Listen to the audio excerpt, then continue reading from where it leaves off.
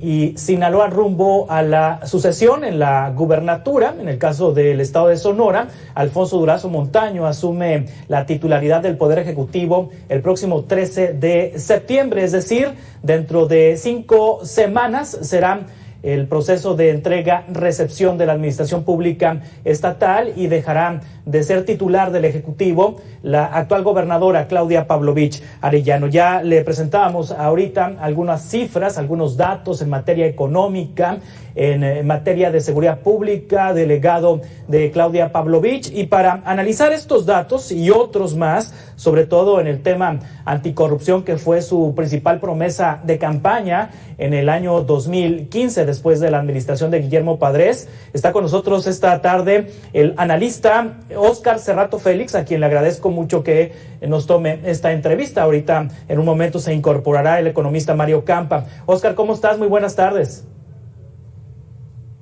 Carlos, y muy buenas tardes a todo tu auditorio. Gracias, Óscar. A la audiencia del país, en el Centro de Usos Múltiples es uno de los sitios más emblemáticos de la ciudad de Hermosillo. Ahí ofreció la gobernadora Claudia Pavlovich su discurso inaugural y lo basó. Y ahí estaba frente a Manlio Fabio Beltrones, frente al exgobernador Burs, al exgobernador López Nogales, en fin, frente a su familia, frente inclusive al candidato perdedor Javier Gándara Magaña del Partido Acción Nacional. Ahí ofreció combatir la corrupción del sexenio de Guillermo Padres y que en su administración no habría corrupción. Óscar, ¿cumplió la gobernadora Pavlovich? Yo creo que no cumplió, y no cumplió en base a sus promesas. A un gobernante se le tiene que evaluar no por la percepción subjetiva que tenemos cada uno de lo que hizo, de lo que no hizo. Tenemos que evaluarlo básicamente por 2 métricas. La primera, lo que prometió en campaña, y la segunda es lo que promete en su plan estatal de desarrollo. Y en ambos casos nos queda mucho a deber. La parte de Oscar, la campaña, si tú recuerdas, era honestidad total y un tema de unidad. Hablaba de unidad de propósito de todos los ciudadanos del Estado. En ese sentido no cumplió. Sí, Óscar, su principal propuesta fue combatir la corrupción y que se evitaría la corrupción en su gobierno. ¿Hizo algo positivo? ¿Hay alguna política pública positiva que se haya implementado durante estos últimos 6 años en materia anticorrupción en Sonora? Mira, el tiempo nos dará oportunidad de evaluarla, de evaluarlo ya con cifras y datos reales. Lo que sí veo es de que el sistema estatal anticorrupción y aquel famoso 3 de 3 que publicaron con tanto bombo y platillo, en noviembre de 2015 ya desaparecieron las 3 de 3 de todos los funcionarios públicos de las páginas de transparencia del gobierno del Estado, y la otra parte, ante las evidencias de fraudes fiscales, inconsistencias patrimoniales y otra serie de trapacerías que se evidenciaban en esas originales 3 de 3, no hubo consecuencia alguna de lo que los mismos funcionarios estaban declarando de que habían cometido antes de entrar a gobierno. Por otro lado, el andamiaje legal que se crea para darle forma a este sistema anticorrupción, que tiene que ver con una serie de reformas constitucionales que emanan de lo que se hizo a nivel nacional, pues es un andamiaje legal que no es más que evidencia de una gran simulación. Porque si tú recuerdas, en aquella época, en junio de 2016, se reforma la Constitución. Algunos objetamos esa reforma constitucional porque no cumplía, y tan no cumplía que en noviembre tuvieron que reformarla de nuevo, y la vuelven a hacer de forma que no cumplen. Lo que nos alegaban y prometían en aquella época es de que pues este era un cambio gradual y que dentro de 4 o 5 años se tendría que hacer una reforma de segunda generación en aras de que esto funcionara. El gradualismo no es más que la cobardía de no querer hacer las cosas bien a la primera. La intencionalidad de dicha andamiaje institucional anticorrupción era de que no se aplicara y no tuviera efectos para este gobierno. Que se haga la voluntad del Señor en las mulas de mi compadre. Básicamente eso fue el esfuerzo legislativo anticorrupción. Estamos ya incorporando a esta mesa de debate en Mega Noticias al economista Mario Campa, a quien saludo esta tarde. Mario, ¿cómo estás? Muy buenas tardes. Buenas tardes, Juan Carlos. Un gusto estar con ustedes. Haciendo un poco de memoria, la campaña política de la entonces candidata priista Claudia Pavlovich se basó en exhibir los escándalos de corrupción en la administración de Guillermo Padres. Está ahí el tema de la presa, por ejemplo, en el rancho de los Padres, los nogales que encontraron ahí en ese rancho, también el asunto del rancho, que las caballerizas, los caballos pura sangre, en fin, esas situaciones que se exhibieron durante la administración de Padres y que hubo un proceso de la Procuraduría General de la República en torno al tema de los uniformes escolares, proceso que ha ido solventando y esquivando el exgobernador. Pero también en el gobierno de Claudia Pavlovich ha habido escándalos de corrupción. Está la estafa maestra, como la televisora pública de Sonora estuvo involucrada en este desvío de recursos de la SEDATU a empresas fantasma, la Operación Zafiro de 2016, en donde se desviaron recursos públicos de Sonora a las campañas del PRI en Chihuahua y campañas del PRI en otras entidades de la República. En fin, en un concierto de Plácido Domingo, cuyos recursos se iban a destinar a la construcción de un albergue para migrantes en la costa de Hermosillo, y lo cual no ocurrió.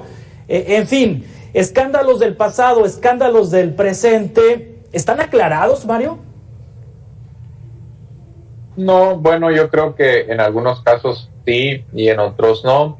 Hay algunos efectivamente expedientes o algunas carpetas que se turnaron del Estado a la Federación, no necesariamente se solventaron aquí en Sonora, con el aparato del Sistema Estatal Anticorrupción, que con las fallas y defectos que ya todos sabemos, ha sido incapaz quizá de cumplir con algunas de las exigencias que marca pues, la población, ¿no? Sabemos que la Contraloría también tuvo pocas intervenciones a lo largo de los últimos años. Estuvo más preocupada por vigilar el patrimonio o la declaración patrimonial de los funcionarios, más que pues dar cumplimiento a otro tipo de funciones, ¿no? Tiene más que nada un carácter preventivo en este momento y le faltan muchos dientes. Yo creo que en los últimos años sí hubo algunas irregularidades, y sería bueno, pues en algunos casos quizás se tengan que revisar las carpetas que armó la Federación, porque en el Estado no sé si existan. Hay que revisar de nuevo esa información.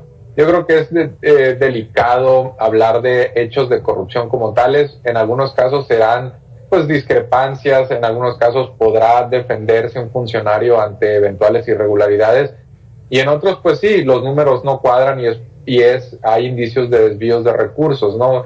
Y yo creo que es casuístico, Juan Carlos, y habrá que retomar algunos de esos casos, y otros, pues por supuesto que tendrán ya, en algunos casos sí hay algunas resoluciones, hay algunas cuestiones administrativas, y la gente pues quizá no esté obteniendo los resultados en cuanto a juicios penales. Administrativos creo que sí hay algunos, y pues habrá que retomar parte de esas investigaciones anteriores, ¿no? Sí, ahorita le preguntaba a Oscar hace rato, Mario Campa, si resaltaría alguna política pública positiva durante la administración de Claudia Pavlovich en materia de combate a la corrupción, y nos detallaba Oscar sobre el fallido Sistema Estatal Anticorrupción. ¿Tú destacarías alguna política positiva en materia anticorrupción durante esta administración, o de plano no hay nada? Pues mencioné una, que es que ya un porcentaje más alto de los funcionarios rinden su declaración patrimonial. Por supuesto que no alcanza con eso, Juan Carlos. Estamos todavía en una etapa muy inicial de revisar que la información que realmente ponen a disposición los funcionarios se cumpla realmente a cabalidad, es decir, que lo que declaran sí sea verídico. Ahí quizá falten auditorías aleatorias, ¿no? Es algo que no se está haciendo en este momento, y auditorías aleatorias a esos patrimonios quizás sea necesario a futuro. Y otra cuestión que quizá resaltaría, que habría que tomarla con reservas, es que Sonora en estos momentos es de los estados que tienen menos observaciones ante la Auditoría Superior de la Federación, aclarando que son de recursos federales, ¿no? la Auditoría Superior de la Federación no se mete a las cuentas estatales, no se mete a las cuentas de algunos organismos y dependencias estatales y tampoco a las municipales, y en ese sentido pues tendremos que revisar cómo está la cuestión en el ISAF, que es el auditor estatal, y ahí pues sí hay una serie de observaciones que quizá no se hayan solventado o no hayan tenido las consecuencias que la gente espera, ¿no? Sí, uno de los casos más emblemáticos en Sonora es el Listezón, Oscar. El Listezón en la administración de Padres quedó en quebranto financiero porque el Estado no transfirió las cuotas de los trabajadores, las cuotas patronales para fondear las pensiones, por ejemplo, y hubo ahí un señalamiento de que carecía de recursos el fondo. 6 años después es la misma historia, inclusive la gobernadora vendió 2 estadios, parte de esos recursos para fondear el Listezón, y ahorita hay una licitación pública para vender 27 propiedades en terrenos que son en Bahía de Quino, terrenos que son reservas territoriales del municipio de Hermosillo, de Bahía de Quino. Oscar, ¿qué pasó? ¿Por qué el Listezón siguió igual o peor? Sí, bueno, el gobierno de Padres dejó de transferir las cuotas patronales al Listezón e intentó resarcir el incumplimiento de ese pago con la entrega de bienes inmuebles en un fideicomiso al Fondo de Pensiones del Listezón. Esa operación se le dio marcha atrás entrando a este gobierno y esos bienes regresaron al patrimonio del gobierno del Estado. 6 años después, lo que vemos es de que esos mismos inmuebles que Padres había entregado al Listezón para que su totalidad se fueran al Fondo de Pensiones, el gobierno del Estado los ha ido vendiendo, pero ahora parte para entrar a la licuadora del gasto público del gobierno del Estado y otra parte se ha destinado al Fondo de Pensiones del Listezón. En los casos emblemáticos pues es el Estadio Héctor Espino y el Tomás Oroz Gaitán. Del Héctor Espino nos platicaron de que parte se fue para atender la pandemia y parte para el Listezón. El total de los 420 millones de pesos, creo que 360 se fueron del Fondo de Pensiones del Listezón y 60 millones de pesos al gasto corriente u otros fines del gobierno del Estado. Lo que vemos es nuevamente una venta a fin de sexenio para tratar de tapar hoyos que han dejado durante estos 6 años. La venta, hay que aclarar, ya se llevó a cabo la semana pasada una venta sobre cerrado. Se excluyen 2 inmuebles importantes a petición del gobernador electo, uno un parque industrial en Guaymas y un terreno importante que es estratégico para San Luis Río Colorado. No sabemos todavía formalmente quiénes son quienes ganaron la subasta o la oferta, pusieron las mejores ofertas de venta en esos sobres cerrados. Lo único que sí esperamos es que no sean empresas proveedoras del gobierno del Estado o personajes que hayan sido ligados al gobierno del Estado y mucho menos que sean proveedores de esas empresas fantasmas, factureras o fachadas que han proliferado en este gobierno, sobre los cuales hay que hacer muy claro. La Contraloría, ya lo dijo el Contralor, no existen empresas fachadas fantasmas que provean y vendan servicios al gobierno del Estado. Aquí desafortunadamente la Secretaría de Hacienda en su lista de EPOC, bajo el 69B, sí existen empresas que están boletinadas como factureras dentro de los proveedores del gobierno del Estado, desde la oficina de la gobernadora hasta el mismo ISAF, han contratado este tipo de empresas, pasando por el DIF y el resto de las dependencias de gobierno. Esa parte se va a tener que aclarar porque hay accionistas inverosímiles y hay, como aquel caso de aquel cantinero que había vendido un terreno, que hay albañiles y gente en los censos de beneficiarios de programas federales, dueños de empresas que son proveedoras del gobierno del Estado. Eso lo vamos a ver una vez que entre la nueva administración. Sí. Ya me quedan pocos segundos, Mario Campa, una reflexión de 30 segundos, a ver si no estamos dentro de 6 años hablando lo mismo, ¿no? O sea, que el gobernador Durazo saliente deje el estado quebrado, así como lo está dejando Claudia Pavlovich, así como lo dejó Guillermo Padres. ¿Cómo hacerle para romper con este ciclo? Bueno, yo creo que lo primero que hay que evitar es buscar archivos expiatorios, como ya lo hemos visto en el pasado. Eso se tiene que acabar. La Fiscalía Anticorrupción no puede ser selectiva en sus casos. Hay que reforzar, por supuesto, a la unidad de inteligencia financiera estatal para que tenga muchos más dientes para perseguir este tipo de delitos.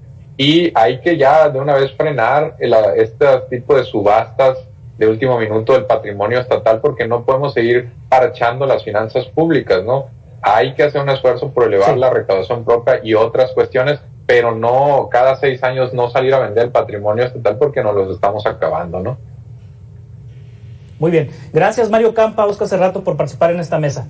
Estamos atentos para continuar en otras conversaciones. Muchas gracias y muy buenas tardes.